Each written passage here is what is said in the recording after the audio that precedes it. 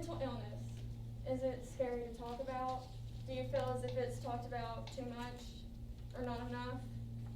I believe it's not talked about nearly as much as it should be, but I often believe it's portrayed incorrectly too. Mental illness comes in many forms, and it looks different for every single person. It's not always the most extreme case. Unfortunately, yes, it can be. But sometimes it's your best friend who looks as happy as they can be on the outside, the one who's always smiling and encouraging everyone around her.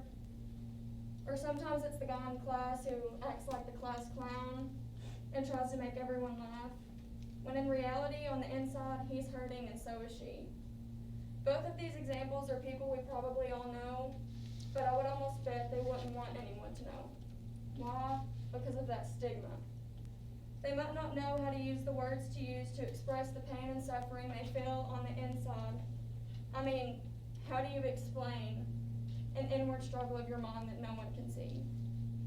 How many of us in this room have been affected by mental illness? If you don't mind raising your hand, I'll be the first to raise mine. But I'm not going to lie to you, I hesitated to even raise my hand. And that's where the problem lies.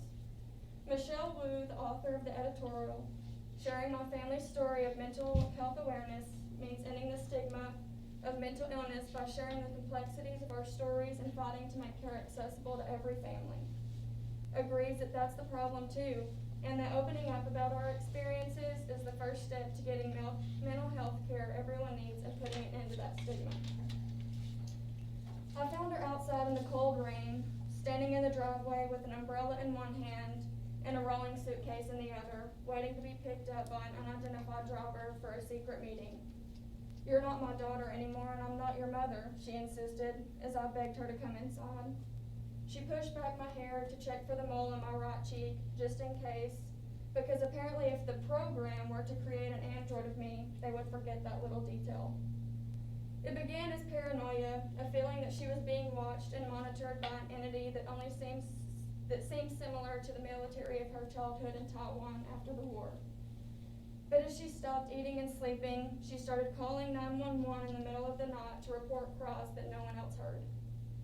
Most days she believed that school was canceled and rarely left her bedroom, as my sisters, then 10 and 16 years old, cooked their own meals and woke each other up to catch the bus. My immigrant mother was raised in a culture that quietly overlooked mental illness. Facing stigma and shame, she refused to acknowledge her psychosis, much less receive treatment. In the wake of her deepening mental health crisis, I left my job in Boston to move back in with my family. At the age of 23, I became the primary caregiver for my mom and two sisters. May is Mental Health Awareness Month, and I share my family's story with the hope that other families won't feel alone and invisible as we did. The first time my mom was hospitalized, she was forcibly sedated before I was admitted to see her. When I arrived, someone handed me a plastic bag containing her belongings, the ruined clothes that had been cut off her body with scissors. Mom told me in Mandarin that she hadn't wanted to undress in front of a male attendant. That bag also contained the last bits of her dignity shredded up inside.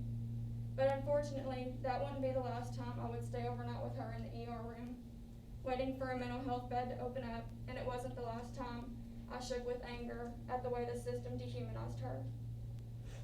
3 years of treatment and patience, my mom has stabilized and lives downstairs on the first floor of our two-family home. She delights in spending time with her two grandsons every day and giving treats to every dog passing by on the sidewalk.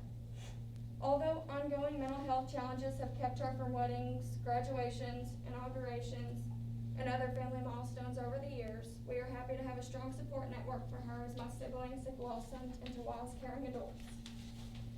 The coronavirus pandemic has been emotionally taxing for all families, and this time especially disruptive for those relying on carefully built routines and support systems.